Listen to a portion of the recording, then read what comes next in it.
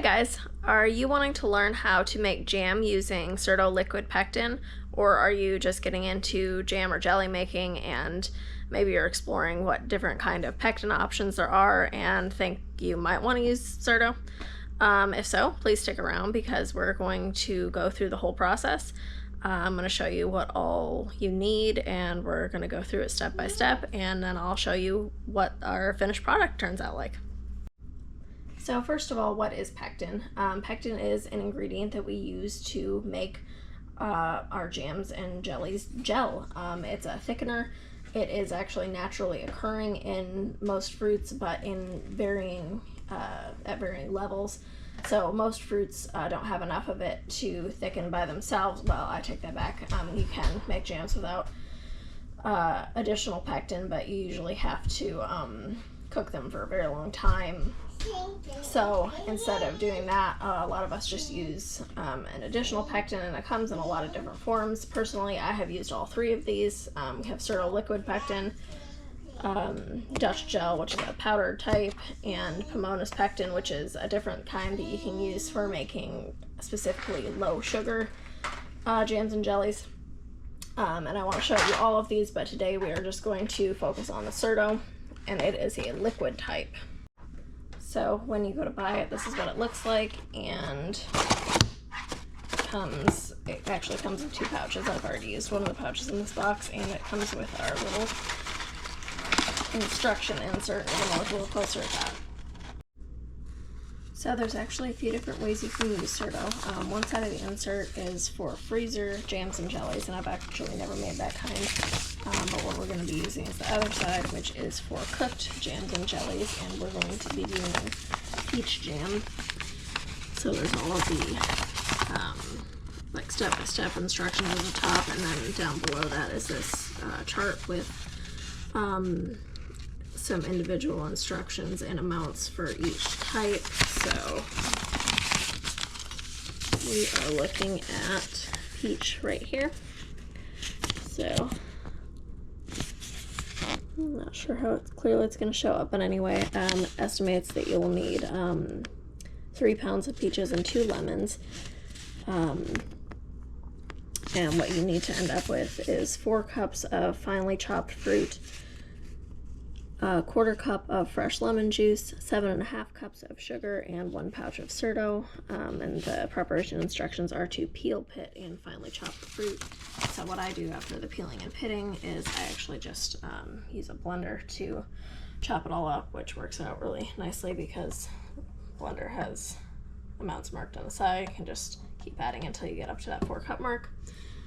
So in addition to the fruit and the Certo, we do need lemon juice for this recipe. Not all of the fruits require lemon juice, but this one does.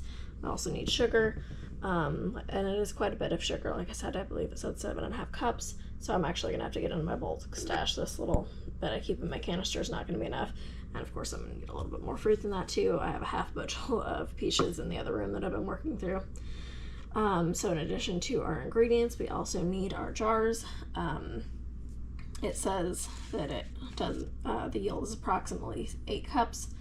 So I have 9 half-pint jars washed and ready to go. I also have my lids ready, 2-piece canning lids with the flats and the rings. Other stuff we're going to need equipment is a pot to cook the jam in, something to stir with, a ladle for filling the jars. A canning funnel is not strictly necessary, but it definitely helps get everything in the jars and not spilled on the sides of them and everything. Also need a pot for processing, and if you don't have a designated canner, you can use any pot. I'm just using a stock pot in this case, but you do need, if you aren't using a canner that has a rack in it or something on that, you do need to line the bottom of it with a dishcloth or a towel or something like that that will keep the jars from sitting directly on the bottom of the pot. And you need to make sure it's deep enough for your jars. Obviously this is plenty deep enough for these little half-pint jars, but you want to make sure they've got plenty of room for the jars and for them to be covered with water. So the first thing we're going to do is prepare our fruit. So I'm going to go ahead and peel and pit these peaches and chunk them up, and we'll put them in the blender and puree them until we get up to our little 4-cup mark.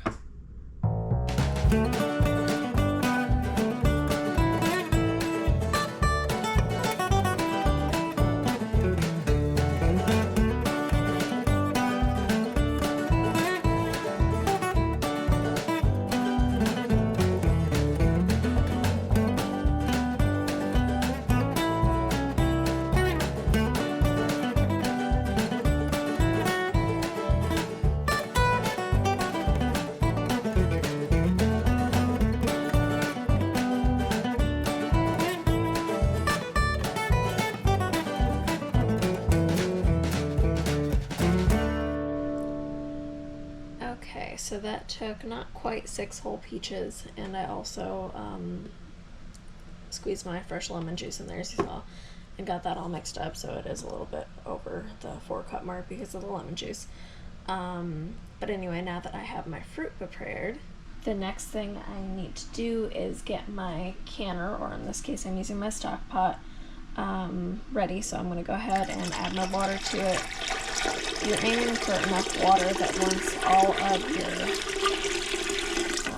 jars are in there and full, that there will still be water over the top of them. You can also keep some separate pot of water off to the side and bring it to a boil so you have extra if you need it, but I'm just going to go ahead, since I have plenty of room, I'm just going to make sure I have plenty of water in here. I'm going to get some heat under it and bring it to a simmer, and keep it there until all our jars are in, and then we'll go ahead and actually bring it to a boil. A couple other things to mention with that is it is good to, anytime you're canning, whether it's pressure canning, water bath, whatever, if you remember, put just a little splash of distilled white vinegar in there. You don't have to measure anything, literally just that much. That's going to help keep mineral residue from forming on the outside of your jars, which isn't a big deal. It just makes them look kind of white and cloudy on the outside. So always try to remember to do that if I can. The other thing you're going to need for the processing is you're going to need a way to get your jars in and out of the hot water. They make these special tongs just for that, which work well. That's what I'm going to use. If you don't have those, I have gotten away with smaller jars with using just regular tongs before. I don't necessarily recommend that, but if you're very careful, you might be able to get away with it with these small half-pint jars. While our water is heating up, the next thing we need to do is measure our 7.5 cups of sugar into our cooking pot.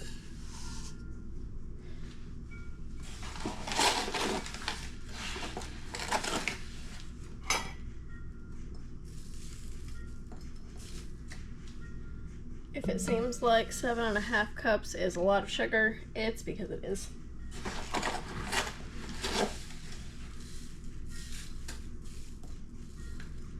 You might be wondering if you can use less sugar, and unfortunately the answer is no. Because of the way this pectin works, you have to use exactly the amount of sugar that's in the recipe.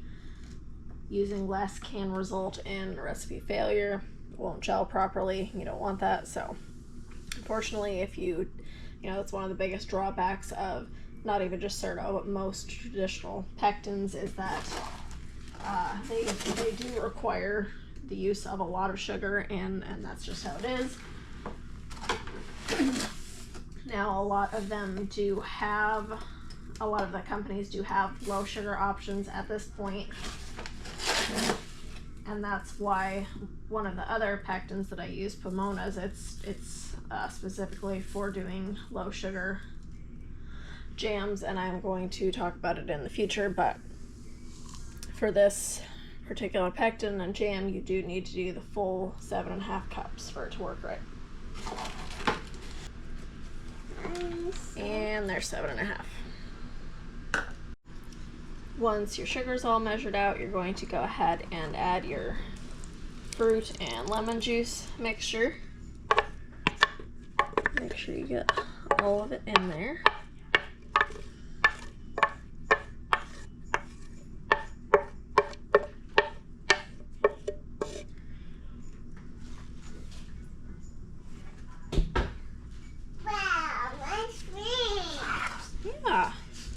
to stir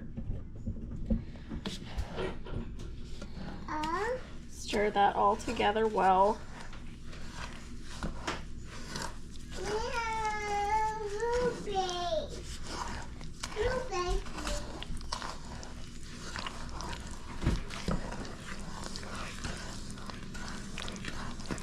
And I'm also, once you got it combined pretty well, I'm going to start high heat under it and continue stirring. I'm going to go ahead and just kind of tell you what the rest of the instructions are, because it kind of gets, well, it's kind of a hurry up and wait thing. You gotta continue stirring it for a while, and but then once you start adding the pectin and all that, it kind of goes pretty quickly. So I'm gonna just kind of explain what's gonna happen. So I'm going to keep stirring this continuously for until it comes to a full rolling boil. Full rolling boil meaning it does not stop bubbling when it's stirred. We're going to add about a half a teaspoon of butter in there, and that's going to help keep it from boiling over as it starts to get to that point. Anyway, as I was saying, going to bring it to a full rolling boil. You're going to hold it there for 1 minute exactly, and then you are going to add the pectin. And one thing it's good to do at this point to prepare for that is I'm going to go ahead and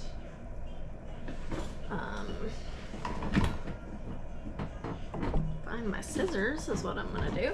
And I'm going to go ahead and cut the top off my pouch and lean it up against something so it's all ready to go when I get to that point, because things do move pretty quickly. So got that open and ready to go. You can see it's just kind of a translucent liquid in there.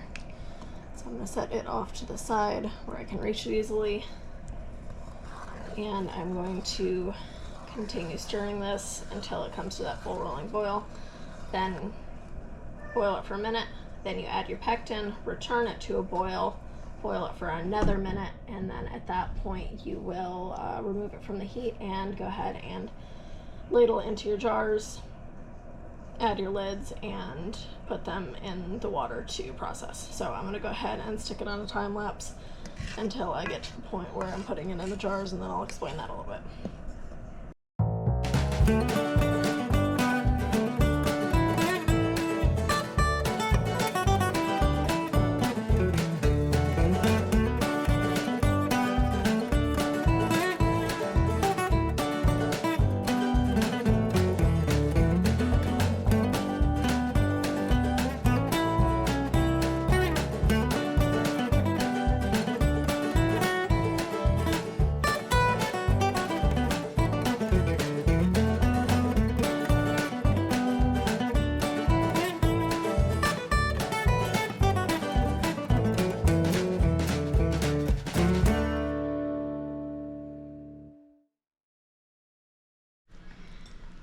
Okay, now that it's been a minute of boiling since I added the pectin, I went ahead and turned off the heat. And I did forget to mention this, but sometimes you end up with this little bit of foam on top, and you don't want that in your jars. So the one other thing you're going to do before we start putting them in jars is we're just going to skim off that foam and put it in a bowl. It makes a great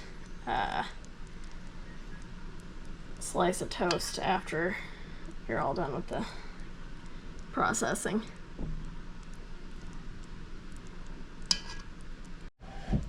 Now to fill our jars.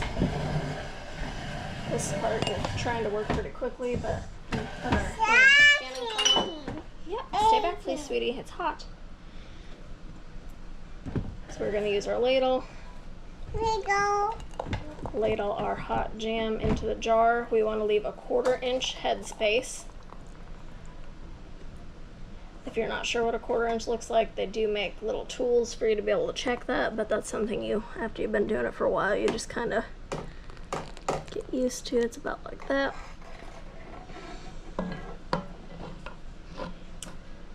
And then, even though we used our funnel and everything was kept inside, you want to take a paper towel or a cloth, dampened with a little bit of vinegar, and just wipe that top rim to make sure it's clean so you get a good seal.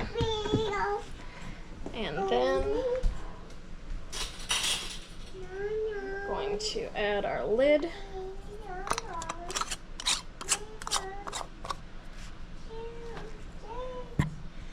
Just like so. And then we will go ahead and lower it into our canner, into our hot water.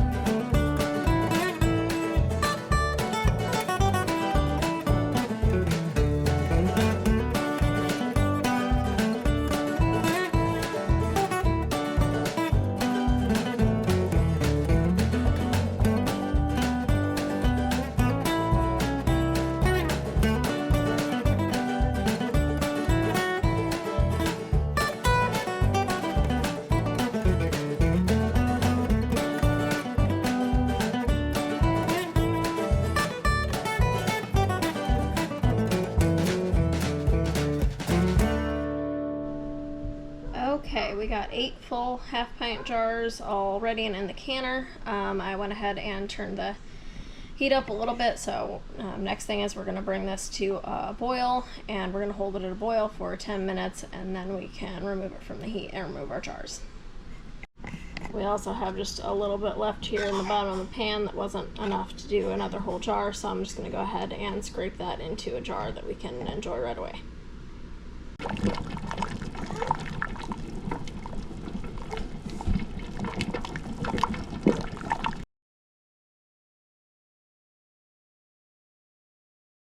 So here's our 8 half pints of jam. They're still cooling. They're cool enough to touch now, but they're still warm. But I did want to show you, there's 2 things you're looking for to make sure they've sealed properly. One is that the little bump on top, we also had about a half a cup of leftover that I just put in this jar to eat immediately. And we also had that little bit of foam that we can eat on some toast. But anyway. So this one is not sealed, and it won't seal because it was not processed or anything, so that lid still flexes. The rest of those are all down like they should be. The other thing is, and I'm not going to do right now because you're actually supposed to let them set, I think they say 24 hours definitely until they're completely cool before you do it, but you're actually not supposed to store jars with the rings on them. A lot of people don't know that. I didn't even know that for a long time, and we have been actually canning my whole life, but you're actually supposed to remove the rings, and this part of the lid will hold by itself. If it's sealed properly, you should actually just be able to pick it up by that ring, and the weight of it will not cause it to come undone. So that's the other way you check, is once they're completely cool, you take off the ring and check that way. And then you store them just like this in the cupboard, and that's one of the great things about it, is you can reuse these rings a bunch of times. You don't have to have a ring for every jar you own. So anyway, that's how you check if they're sealed. And the other thing that I wanted to kind of show you with this is a jar of strawberry that I did last year, but I just kind of wanted to show you the difference because this one is one that I did with the Dutch gel, and like I say, I'm going to try to do a video showing that too, but I just want to show you how the Certo gives you a firmer set than the Dutch gel does. That's one of the things I've noticed the differences. So if I take this jar, which is pretty much completely cool, and I turn it on its side, it's gonna pretty much stay like that. It's not going to run. It's set pretty firmly at that shape. Whereas if I take this one, and it's gonna be a little bit harder to see because it's fuller, but if I tip it, you can see the whole thing shifts and swooshes down. So it's just a little bit more of a liquidy end product. Not that there's anything wrong with that. It can be a personal preference thing, but that is one of the differences between those 2 pectins that I've noticed that I thought I'd just point out since I had this one out. Okay, one last thing real quick. I just kind of wanted to show you guys how it spreads and a little bit more. That's a peach pit. And what that looks like. So if you're wondering why there's a dent in my bread, it's because I just dropped my camera in butter. So that's a first. But again, it's got a really firm set to it. It's not runny at all. A glob of it just kind of sits on your knife like that. Not the kind you need a spoon for. Some of my other jelly you really do need a spoon to spread, but this isn't it. So, nice thing about that is it kind of stays where you put it. Some jelly, I like to have butter on my bread like this with jelly, and some jellies, they're so runny that like they clump up because of course the butter like rejects liquid, so if the jelly's too runny sometimes it kind of like bunches up and doesn't spread nicely across it. So that is one thing that's nice about having one with a firmer set like this. This jelly. It is jelly, that's right. Hey, come on. Oh, speaking of jelly, one thing I also forgot to mention is, of course I didn't have to do it today because we're making a jam, but if you are making a jelly where you have to make a juice first, one other thing you might need is like a cheesecloth or a jelly bag to drain your juice. 1 minute, please. Okay, you want to taste test? Yes. Take a bite. Is it good? Yes. I'll take one too.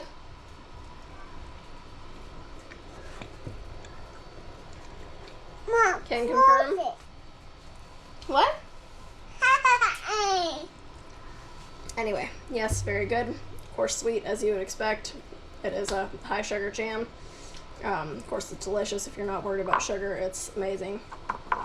And again, if you are looking for a lower sugar jam recipe, they are out there.